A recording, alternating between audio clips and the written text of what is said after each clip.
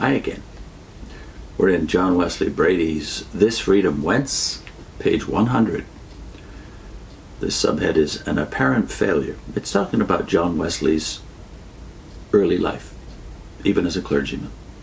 We now pause to inquire into the origin of this man Wesley and the remarkable movement he molded and guided.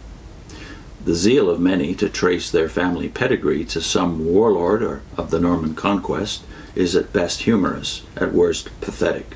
Sometimes it has led to fetish worship, sometimes to snobbery. Wesley was too wise to waste time or incite pride by any such fruitless pursuit. He judged men always by what they were and did, never by social caste or family blood.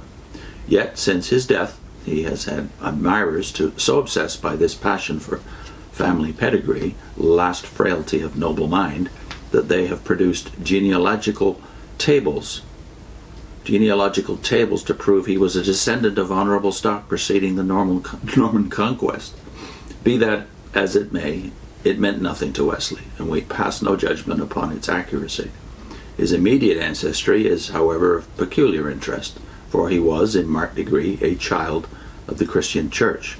The expulsion of the Puritan divines in 1662 drove, as we have seen, a great-grandfather and both grandfathers of Wesley from their livings. All three were Oxford graduates, men of culture and character, who dared to stand resolutely upon convictions and to suffer for conscience' sake. Thus the Puritan fibre in Wesley's ancestry was basic. But turning to Epworth Rectory, where he was born and reared, the old High Church influence was dominant. Samuel Wesley, John's father, intended for the nonconformist ministry, was sent to a dissenting college. But there he found so much sectarian and political controversy and so little positive religion that finally he revolted against all nonconformity and, setting off on foot for Oxford, sought orders in the national church. Becoming a servitor of Exeter College, Samuel, in due course, graduated from Oxford, meanwhile having imbibed rigid high church ideas. And in 1689 he was ordained a priest, thus reuniting his branch of the family with the church, which had expelled his father and grandfather, and which afterwards looked with prejudice on the efforts of his sons. Susanna Wesley, Samuel's wife, was a daughter of the scholarly Dr. Annesley, who after ejection from the ancient parish of St. Giles, London, came to be styled the St. Paul of Nonconformity. Susanna was eminently qualified to be mother of an immortal leader. Her intellectual powers were acute, her courage was unflagging, her faith serene, while also her spiritual initiative and independence were phenomenal.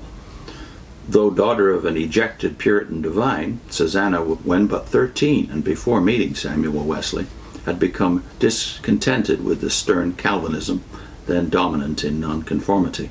So with characteristic decisiveness, and in the face of all consequences, she too left dissent and joined the state church.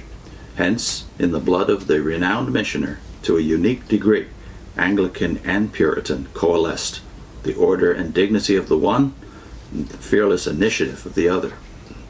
On June 28, 1703, at Epworth Rectory, John Wesley was born, and the teaching and example he there received remain throughout life a sacred heritage.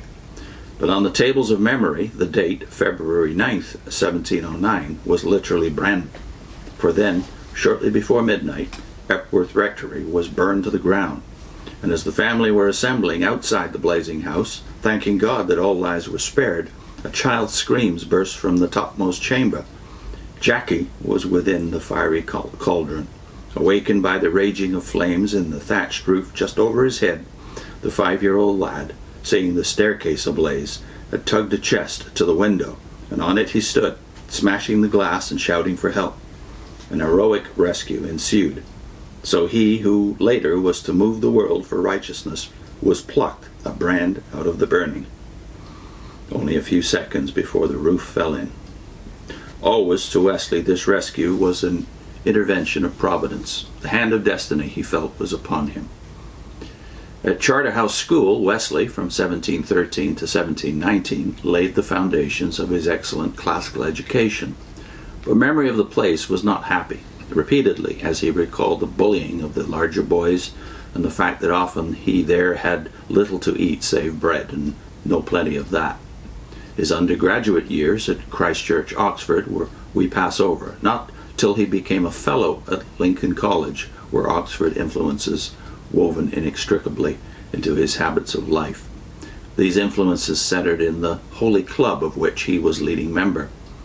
Of the organization and purpose of this club, Wesley, in a letter to Mr. Morgan in 1732, has left a faithful picture. It was a small gathering of serious Oxford men who met regularly in a Lincoln room to cultivate their intellectual and spiritual life and devise means of service to their fellow men. A practical program was adopted, and the members so divided their time that every moment was accounted for. They resolved to receive Holy Communion as frequently as possible, to help in the religious instruction of poor children, to visit prisoners in Oxford jails, and to give freely to the relief of want. Their methodical exertion was soon manifest to fellow students and dons. The Holy Club became the butt of many an Oxford jest, and some wag in contempt of their methodized discipline dubbed them Methodists. How little did he dream of the destined significance of the name he had coined. Again, it is noteworthy that during Wesley's association with Oxford, which continued more than a dozen years, he erected an extensive framework of solid scholarship. As resident fellow at Lincoln College, he was moderator of daily exercises and disputations in the college hall, and his experience in this office tempered and sharpened that logical acumen which makes the poet Southey, in his Life of Wesley, say, quote, "No man, indeed, was ever more dexterous in the art of reasoning," unquote. This training stood him in good stead during critical periods of his career, when forced to defend both himself and his followers against bitter, formidable foes. But Wesley's intrepid spirit was never intended for the seclusion of college halls. So, on an appeal for missionaries to Georgia to work among colonists and Indians, Wesley proffered his services on condition that his mother, now a widow, consent. When approached, Susanna, knowing that Charles, her youngest son, was also contemplating departure on the same venture, replied, "Had I 20 sons, I should rejoice that they were all so employed, though I should never see them more." The rigid sacramentarianism, the pontifical efforts to enforce ecclesiastical discipline, the ascetic legalism, the ill-mannered love affair, and the community friction which stand as earmarks on Wesley's American missionary work need no elaboration. The impression he made upon the Georgia community is all too faithfully reflected in the words of one of their number. "We know that we are Protestants, and for this man we know not of what religion he is."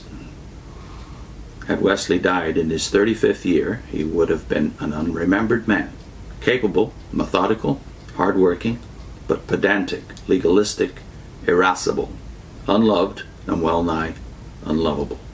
The most charitable tribute that could then have been paid him would have been that he was a sincere, a selfless, a heroic failure.